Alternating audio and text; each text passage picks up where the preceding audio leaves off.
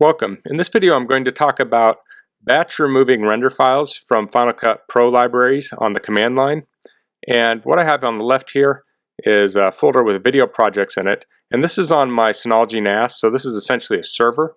But you could do this on your local machine, an external hard drive, it doesn't really matter. And I have some commands I'm going to run. So I'm going to open up the terminal and I want to get into the directory with these folders. So I'll type cd space, and then I can just drag one of these folders over here and it will populate this, but I want to delete the folder. It's the 2019 1011 long nozzle hot glue gun, and just go to video projects. So you can see that's my current directory now. So now I'm in the directory with all of this stuff, and I can go from here, but since that's on a server, I can't actually log into the server and run it from there, and I'm going to do that just for efficiency's sake, but it's the same procedure. So I'll type ssh rick at 192.168.7.2, which is my server. I'll log into that, and on the Synology NAS I'm going to type cd space /volume 1 / oops, let me try that again. Volume 1 / and I'll type ds_share and then video projects. Okay, so now I'm in my video projects folder. I'm going to clear my screen and I'm going to run this command here. Okay, so I'll copy this and paste it, and I'll put these commands on my website. I'll put a link in the description to that so you can copy and paste it. Pull that back. Okay, so what we're doing here is we're saying find all files in the current folder. That's what this // is. And then -iname, so this is case insensitive, and we're looking for high quality media. So we're looking for this folder here, and then when we do, we say execute disk usage -sh, and H is human readable, I forget what S is. And then we're running it on that the file that it looks for. So I'll run this and you can kind of see what it's doing. Okay, so we have three things came up here. Okay, I'll make this a little smaller. Okay, so the top one here is the PicTech white noise machine. So I'll look here, it's 2019 1019. So that's right here. And then I'll right click on this Final Cut Pro package and I'll open this up.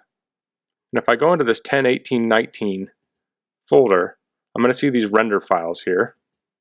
And then we'll see high quality media.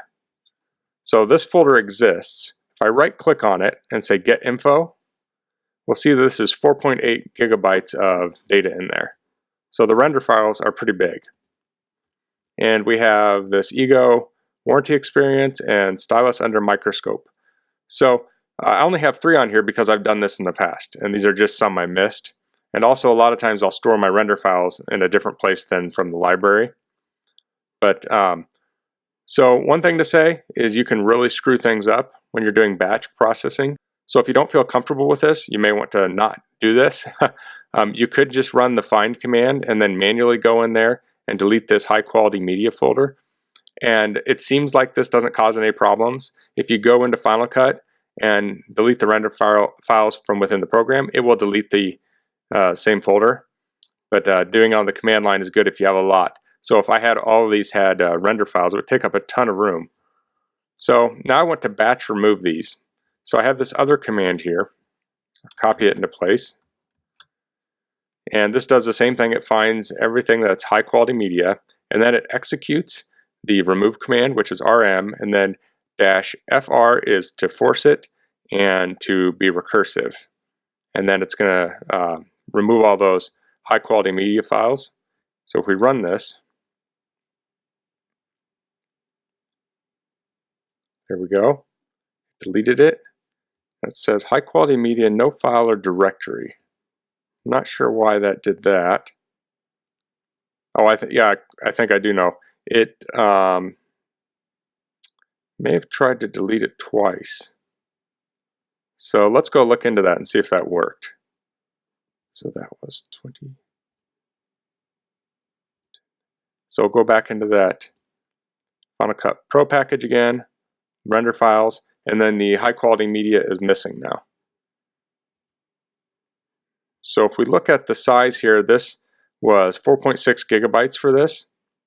We'll right click on it now, get info,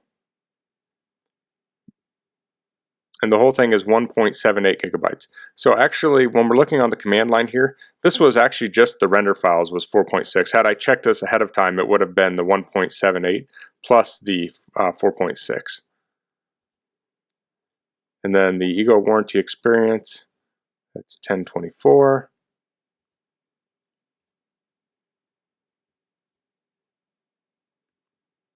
And that one is 474 megabytes.